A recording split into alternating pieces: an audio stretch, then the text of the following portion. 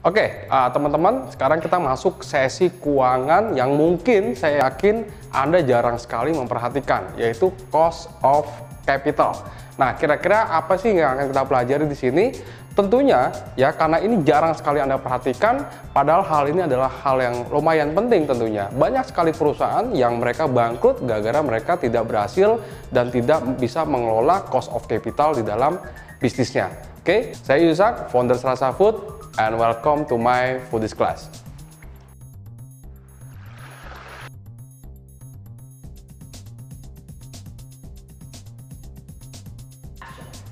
Oke, pertama kali Anda membangun bisnis, tentunya yang Anda lakukan adalah mengkonsep bisnisnya, ya. Selanjutnya Anda membuat bisnis plan, ya, dari rencana bisnis yang ingin Anda jalankan. Misalkan di dalamnya ada konsepnya, bisnis modelnya mau seperti apa. Udah itu misalkan kalau Anda mau membuat bisnis kuliner, kira-kira mau seperti apa konsepnya, interiornya mau seperti apa, SDM-nya mau seperti apa, ya. Anda sudah punya planning untuk seperti itu. Nah, dari semua rencana bisnis yang sudah Anda bangun, tentunya Anda memerlukan modal, ya, untuk menjalankan bisnis Anda tersebut. Betul ya? Nah, pertanyaannya gini, ada nggak sih bisnis yang bisa dibangun tanpa modal? Saya terus terang nggak terlalu yakin, dan bahkan mungkin saya bilang nggak ada bisnis dibangun tanpa modal. Tapi kalau pernyataannya adalah bisa nggak ngebangun bisnis tanpa modal sendiri? Mungkin bisa, gitu ya. Jadi tanpa modal nggak bisa, tanpa modal sendiri bisa, gitu kan. Bahkan saya banyak melihat banyak pengusaha-pengusaha yang berhasil, mereka jarang sekali menggunakan modal sendiri untuk mengembangkan bisnisnya. Ya, ini nanti kita akan pelajari. Nah, ketika Anda sudah punya bisnis plan, ya, terus Anda sudah pengen mengeksekusi bisnisnya, lalu Anda hitung RAB-nya. Anda butuh modal berapa? Let's say misalkan ketemu angka 1 miliar. Nah, Anda harus lihat di kantong Anda punya nggak duit 1 miliar? Ya, kalau Anda nggak punya duit 1 miliar, pilihannya cuma dua. Ya, Anda nggak jalankan bisnisnya, atau Anda cari duit 1 miliar. Nah, misalkan Anda memilih untuk mencari duit 1 miliar, maka opsinya ada dua nih biasa yang digunakan. Ada perusahaan yang mencari investor, ya, pengusaha mencari investor untuk menjalankan bisnisnya, untuk bisa melakukan dan mengeksekusi apa yang sudah dituliskan di dalam bisnis plan. Nah, investor yang kedua, ada yang mencari pinjaman, ya, ada yang mencari pinjaman untuk bisa menjalankan bisnis yang sesuai yang sudah dituliskan di dalam bisnis plan. Nah, kira-kira baiknya apa, buruknya apa? Ada investor equity sifatnya, artinya Anda mencari investor, ya, terus Anda tawarkan bisnis Anda, selanjutnya Anda berharap dia investasi ke Anda dan Anda tawarkan sejumlah saham. Ya, biasanya persentasenya Anda kasih misalkan 20%, 25%. Artinya si investor tersebut Anda undang sebagai pemilik dari bisnis Anda. Nah, yang kedua, Anda nggak mau nih cari investor nih, Anda cari pinjaman, ya. Anda punya agunan, Anda punya aset yang bisa Anda gadein ke bank, akhirnya Anda dapat pinjaman. Atau Anda minjam ke orang misalkan. Nah, yang namanya equity dan loan, ya, atau pinjaman, dua-duanya adalah hal yang ada biayanya. Ya, jadi Anda sebagai pengusaha harus betul-betul bisa menghitung, ya, kira-kira cost of capital atau biaya modal, ya, yang Anda dapatkan itu kira-kira seperti apa, gitu ya. Nah, saya akan lanjutin teman-teman. Pertama, loan. Yang paling populer, ya, yang paling populer, perusahaan atau pengusaha ketika baru memulai bisnis, ketika modalnya kurang, dia berusaha mencari pinjaman ke sana sini, gitu kan, ke teman, ke saudara, ke orang tua, gitu ya, atau ke lembaga keuangan, dia minjem, gitu ya. Nah, yang namanya minjam, pertama harus dikembalikan, gitu ya. Yang kedua, biasanya ada interestnya, gitu ya, ada bunganya. Yang ini harus kita perhatikan nih, Pak, bisa nggak pinjaman yang nggak tanpa ada bunga? Misalkan saya nggak mau nih ada riba nih, ya bisa juga sebenarnya. Tapi yang namanya pinjaman, baik itu riba maupun non riba, bunga non bunga, tetap Anda harus kembalikannya lebih, ya. Nah, ini harus Anda hitung cost of capital dari loan. Banyak perusahaan yang bangkrut karena mereka tidak bisa mengelola cost of capital. Dia minjem duit, gitu ya, terus perusahaannya belum bisa berjalan dengan baik, sampai akhirnya dia punya kewajiban yang harus dia bayar, padahal perusahaannya tidak baik yang seperti yang dia harapkan. Akhirnya dia harus tutup, dia harus gulung tikar. Nah, bagaimana dengan equity? Dua-duanya punya plus minus. Kalau kita lihat antara equity dengan loan, sebenarnya biaya modalnya itu jauh lebih besar dari equity. Tapi buat kita sebagai pengusaha, apalagi pengusaha pemula ya yang baru memulai bisnis, equity mungkin sangat mengurangi beban kita. Kenapa? Dana yang kita dapat dalam bentuk equity itu kita tidak punya kewajiban untuk ngebalikin, dan biasanya bentuknya nggak bunga. Artinya si investor dia betul-betul menaruh resiko uangnya di bisnis kita. Kalau perusahaan kita untung, dia untung. Kalau perusahaan kita rugi, dia ikut rugi. Gitu ya, tanpa harus ada kewajiban membayar, apalagi ada unsur bunganya.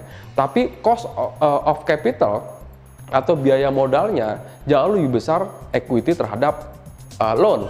Kenapa bisa seperti itu teman-teman? Karena dari sisi si investor, dari sisi si pemilik dana, equity itu jauh lebih beresiko. Beda dengan loan. Kalau saya misalkan minjemin Anda uang, saya nggak mau tahu Anda mau seperti apa. Anda mau berhasil, Anda mau sukses, Anda mau gagal, atau Anda seperti apa, Anda punya kewajiban ngebalikin duit saya. Gitu ya. Jadi saya nggak mau ada risiko apapun. Equity jadi risikonya jauh lebih besar. Kenapa? Karena kalau Anda gagal, saya ikut gagal, duit saya bisa hilang. That's why kenapa yang namanya equity, cost of capitalnya jauh lebih besar ya terhadap loan. Oke, nah misalkan Anda memilih untuk mencari pinjaman. Nah kira-kira pertama yang harus Anda cari tahu adalah tujuan Anda mencari dana pihak ketiga itu untuk apa, gitu ya. Jadi purpose of capital ini untuk apa? Tujuannya apa? Ya, pertama misalkan Anda mencari pinjaman untuk modal kerja, ya. Anda ada proyek gitu ya, atau ada permintaan, Anda nggak punya modal untuk memproduksi, Anda mencari pinjaman. Nah, ada yang namanya working capital loan, gitu ya. Jadi ini pinjaman jangka pendek untuk memenuhi kebutuhan modal kerja Anda biasanya. Ada juga yang short term loan.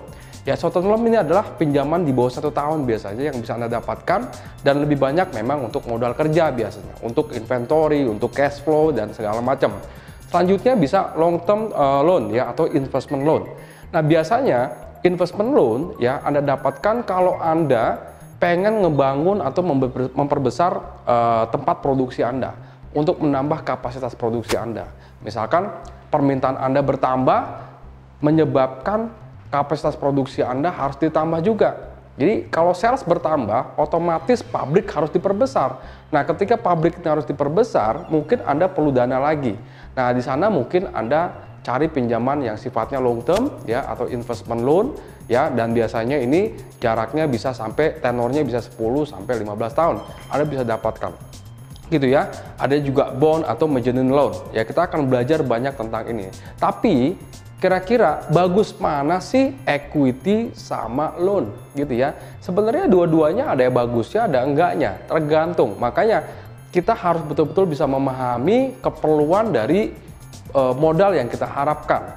Jadi purpose of capital atau tujuan dari Anda mencari modal itu akan menentukan kira-kira kita akan mencari equity atau loan gitu ya. Nah, pada saat mungkin Anda butuhnya modal kerja, mungkin loan akan lebih bagus. Kenapa? Karena sifatnya short term. Anda dapat project ya, udah ada PO-nya, udah ada SK untuk mengerjakannya, cuma Anda nggak punya modal, Anda cari pinjaman jangka pendek, Anda kerjain, Anda invoice, klien Anda bayar ke Anda, selanjutnya Anda tinggal bayar ke si pemilik modal misalkan. Tapi kalau Anda misalkan pengen butuh modal untuk beli aset, misalkan beli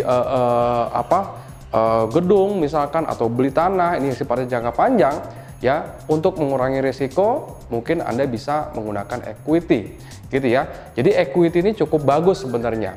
Yang kedua, bagusnya equity adalah mungkin Anda belajar ada istilah yang namanya pre-money, post-money namanya. Jadi biasanya bisnis-bisnis yang udah diinjek sama investor itu akan lebih mudah mendapat injection lagi di kemudian hari dibanding bisnis yang belum pernah sama sekali mendapatkan investor. Apalagi investornya lebih profesional. Kenapa? Karena yang pertama kali investor masuk, investor itu menaruh resiko sangat besar.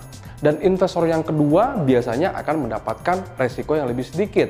Gitu ya. Kenapa? Karena resiko yang besarnya udah diambil sama si investor yang pertama.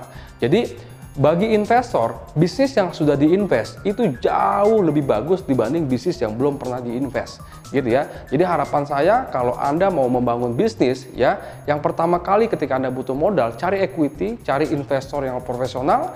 Oke, saya bisa simpulkan dari materi cost of capital ini adalah ada beberapa hal yang harus Anda pertimbangkan. Yang pertama adalah tujuan Anda membutuhkan modal itu apa. Ya, dari tujuan ini Anda bisa menentukan kira-kira bagusnya Anda ambil equity atau mencari pinjaman, gitu ya. Dan kedua hal ini ada baik, ada buruknya, dan keduanya harus Anda ketahui ya, kira-kira biayanya itu berapa. Nah, harapan saya teman-teman ketika Anda bisa mempelajari video ini, ke depan Anda bisa mengembangkan bisnis Anda, dan tentunya pada saat Anda mengembangkan bisnis Anda membutuhkan modal tambahan, dan Anda bisa memutuskan dengan tepat apakah Anda akan mencari equity ataukah Anda mencari pinjaman untuk memperbesar bisnis Anda. Saya Yuzak. Thank you for watching my foodies class.